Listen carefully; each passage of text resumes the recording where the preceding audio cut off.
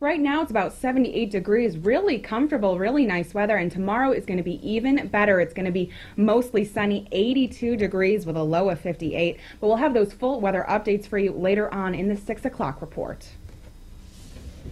The teenager from Olean who slashed the face of another girl during a fight outside Olean High School was sentenced yesterday for the maximum amount of time behind bars. WVTT reporter Molly Inglet tells us a little more about what happened on that day almost 1 year ago. It was outside of this high school where Destiny Ballas, an Olean teenager, slashed the face of another teenager and high school student, Kaylee O'Connell. O'Connell and Ballas were in a fight where it's believed that O'Connell was sticking up for a friend who was being cyberbullied. During the altercation, Ballas got out a knife and slashed O'Connell's face. Ballas was sentenced yesterday to the maximum behind bars of 5 years. For WVTT News Channel 25, I'm Molly Inglet.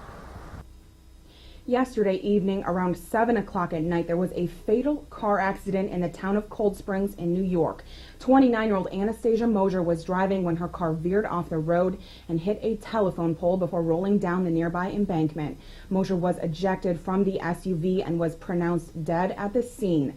The passenger in the car, 27-year-old Taylor Darcy, was flown to Hammett Medical Center for possible internal injuries.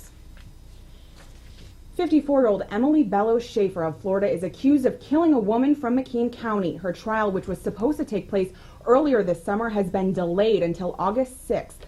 Schaefer is charged with homicide, burglary, criminal trespassing, and tampering with evidence after she allegedly killed Carol Hickok on September 10th of 2010. Hickok's body was found on the road near her rear deck of her home in Mountain View Road in Canton Township.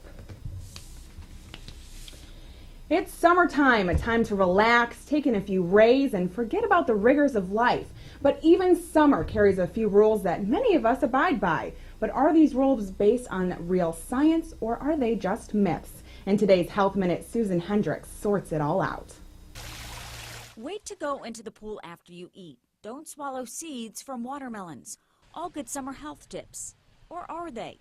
Doctors say most of them are myths. So let's break down some of the more popular ones and see if science agrees. You can catch poison ivy from someone else. False. You get poison ivy from the oil of the plant. If the oil from the plant gets onto tools or gloves or clothes or even a pet, it's possible that you pick it up from there. Eating watermelon seeds can make you sick. Nope. The idea that they would sprout within the body or otherwise cause a problem is completely a myth.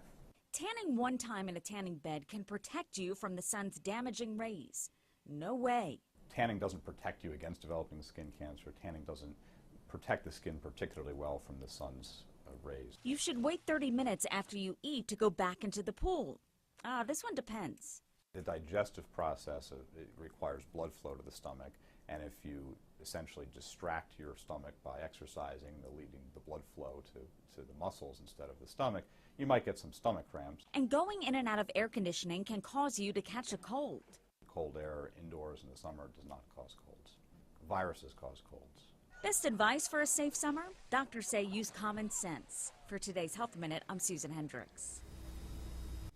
A paper published yesterday by Duke University researchers found that gas drilling in northeastern Pennsylvania did not contaminate nearby drinking water wells with salty water, which is a byproduct of the drilling. In the paper, which was published online in the Proceedings of the National Academy of Sciences, it says the team evaluated 426 samples of groundwater in 6 counties. According to Robert Jackson, director of Duke's Center of Global Change, this doesn't match up because last year that same Duke team found evidence that methane from gas wells had contaminated drinking water in Pennsylvania. The Duke team still plans to analyze the recent water samples for evidence of fracking chemicals. Organizations gathered on the steps of New York City Hall this afternoon to call for an independent review of fracking untainted by industry influence and highlight the importance of the Senate forum in New York City next week. Alex Beauchamp, the state director of Food and Water Watch, made this statement at the rally today. He said since the DEC began its review of fracking, state residents have rightly expected that the process would be unbiased and untainted by those who stand to profit from the risky drilling method. We now know our expectations were betrayed. It's time for the Cuomo administration to do the right thing for all New Yorkers and start from square one with an independent review of fracking based on science, not industry influence. Keep it here for more of the 6 o'clock report coming up next.